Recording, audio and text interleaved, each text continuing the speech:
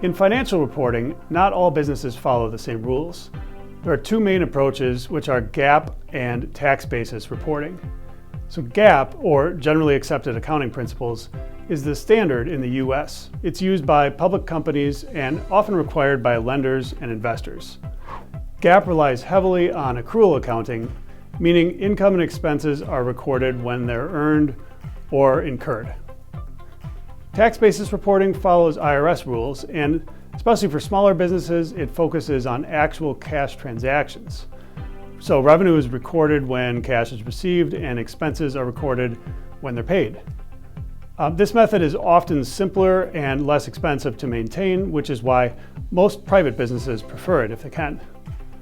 Larger private businesses may be required to use an accrual method of accounting for tax purposes as well, although there are still different rules for tax versus GAAP under the accrual concepts.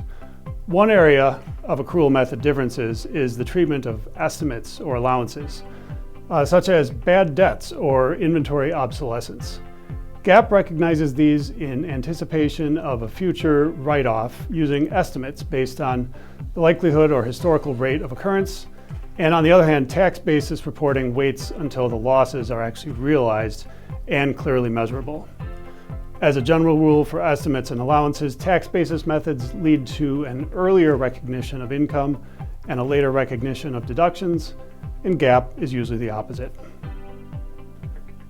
Under either the cash or accrual methods, asset depreciation is also handled differently between GAAP and tax. So for example, consider a large purchase of business equipment. GAAP will aim to spread the write-off of that cost evenly over the asset's useful life, whereas tax rules favor quicker methods that heavily load the deductions towards the year that the asset is purchased and placed in service. And tax may also have a much shorter useful life than what we'd use for GAAP.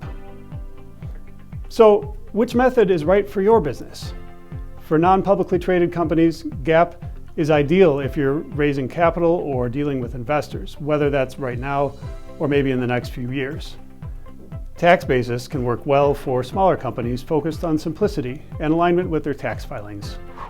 Ultimately, your choice should reflect your business's goals and needs.